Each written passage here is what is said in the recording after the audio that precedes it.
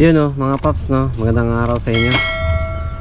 Dumating na yung order natin kay DC Monorock. Ito para sa ADV 160 natin. Ito yung first upgrade natin. Yun. Tapos pinadalan tayo ng libreng sticker. Yan. Tsaka yung tornilyo nya. Sa pagkabit naman mga paps, no, napakadali lang ikabit na ito. Ito 4 na tornilyo lang. Ayan, ito lang. Tapos saktuhan naman siya. Kaya maganda, yun ang kagandahan kay DC Monorock, kasi saktuhan talaga siya eh. Ayan. Sino? Oh.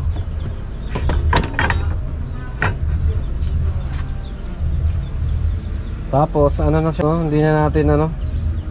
Ang maganda sa kanya, hindi na natin tatanggalin tong ito, grab bar nya. Saka ano na siya, saktuhan talaga siya, oh. Kabit natin para sa sakaling magkakabit din kayo, may idea na rin kayo sa mga naka ADV 160 no? Tapos ang ikakabit nating box ay ito.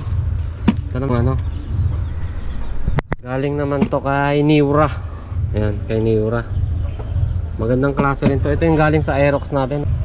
Yan, ililipat na lang natin sa ADV kasi wala pa tayong budget pabili ng bago.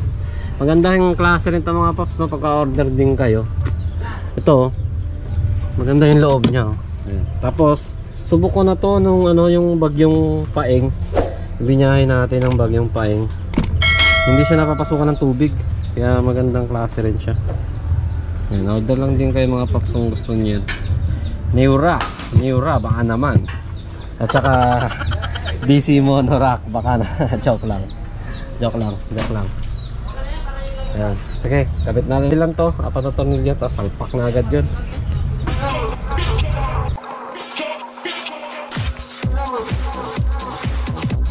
Yun, tanggal na mga paps yung mga tornilyo nya, no? Pag tanggal yung mga tornilyo, hindi nyo natanggalin itong ano, grab bar nya. Ipatong na agad diretso tong ano, itong ano natin, bracket. Tapos lagay na natin yung mga tornilyo nya. May mga washer siya mga paps. Maganda sa kanya kasi stainless siya.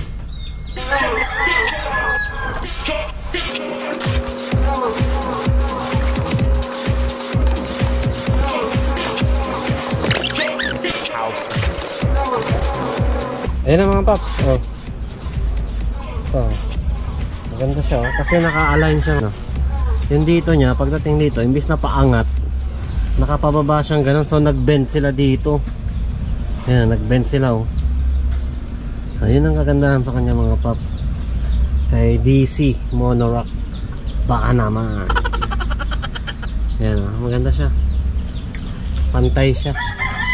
Pagkabit naman ng mga top box mga paps, no, may mga ano naman yan, kahit anong klaseng top box naman pwede nyo ilagay rito, no? Kasi may naman siya, no?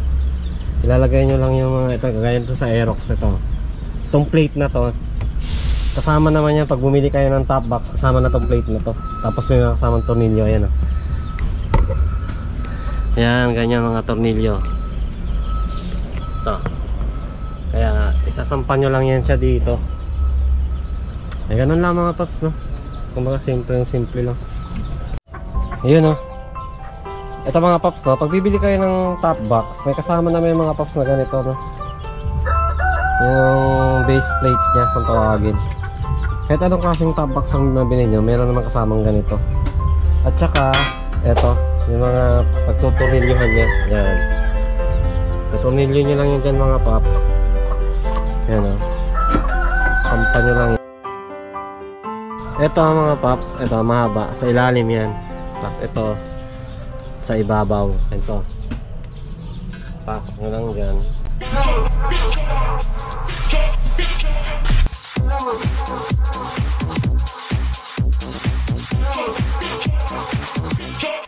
House music. Yan mga paps, na ayan, nakalock na siya, oh. Kalak na sa ilalim. Yan. Tapos paglagay nyo naman ng box, meron naman yung ano box. Ito yung sa ano niya mga paps, na ito 4 na yan. Tapos may butas din yan sa box dito, ayan, oh. Yan, sa butas na yan salpak nyo. Ano na kasimple yan. Hindi kayo malilito dyan. Ayan pa. Yeah! Ito mga paps dito. Ito. Yan, 4 din yan siya.